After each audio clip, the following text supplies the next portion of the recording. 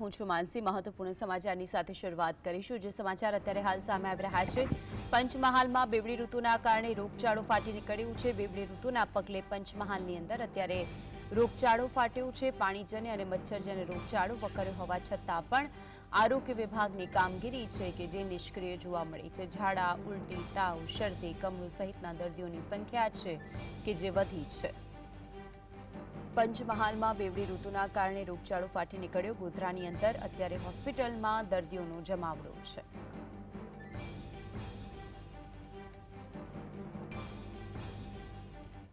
તો આજે અંગે વધુ માહિતી માટે સંવાદદાતા રવિ જોડાઈ ગયા છે. રવિ, ગોધરાની અંદર સૌથી વધારે દર્દીઓ નોંધાઈ રહ્યા છે બેવડી ઋતુના કારણે. વિગતો શું છે?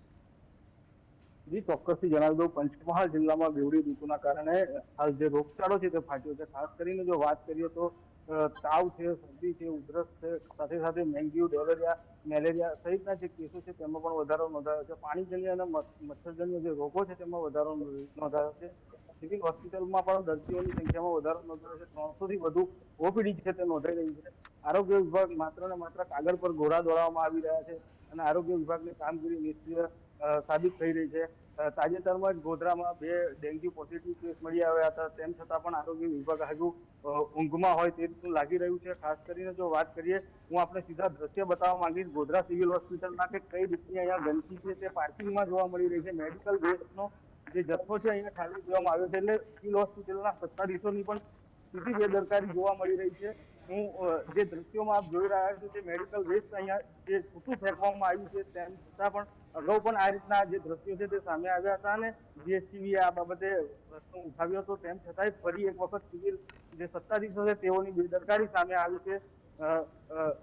જાહેરમાં અહીંયા વેસ્ટ ખુલ્લું નખાયેલું છે, તેમ છતાંય સિવિલ સત્તાધીશોને કેમ નથી દેખાતું તે સૌથી મોટો સવાલ છે. કારણ કે અહીંયા નજીકમાં જ બાળકોનો વોર્ડ આવેલો છે, તેમ છતાં પણ સિવિલ સત્તાધીશો આ બાબતે દરકાર નથી લેતા અને આ રીતે છૂટો મેડિકલ વેસ્ટ નાખવામાં આવી રહ્યો છે. રવિ, સૌથી મોટો સવાલ એ થાય કે જે રીતે મચ્છરજન્ય રોગચાળો વકર્યો છે આ ગંદકીના કારણે જ. પાલિકા તંત્રની કામગીરી જાણે નિષ્ક્રિય હોય તેવું લાગી રહ્યું છે. અગાઉ પણ જ્યારે ચોમાસામાં આ જ પરિસ્થિતિ જોવા મળી હતી, આપે પણ આ જ દ્રશ્યો બતાવ્યા હતા, તો શા માટે તંત્ર કામગીરી નથી કરી રહી?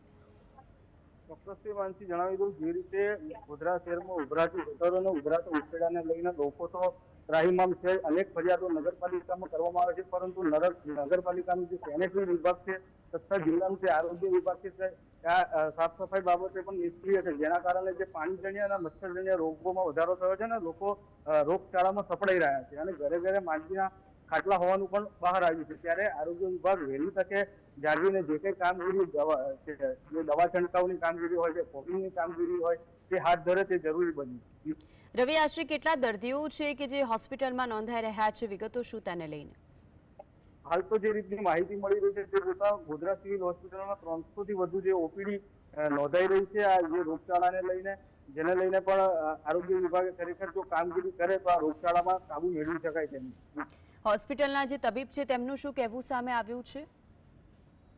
હોસ્પિટલના સત્તાધીશો જ્યારે વાત થઈ ત્યારે તેઓએ જણાવ્યું હતું કે હાલ જે રોગચાળો છે તેને નિયંત્રણમાં લેવાની કામગીરી ચાલુ છે અને જે કોઈ વિસ્તારો છે ત્યાં દવા છંટકાવની કામગીરી કરી રહ્યા છે. પરંતુ જે રીતે આરોગ્ય વિભાગ જે રીતનો દાવો કરી રહ્યો છે તે રીતે હાલ કામગીરી જે જોવા મળવી જોઈએ તે મળતી નથી, જેના કારણે માત્ર કાગળ પર જે રીતે ઘોડા દોડાવવામાં આવતા હોય તે રીતનું લાગી રહ્યું છે.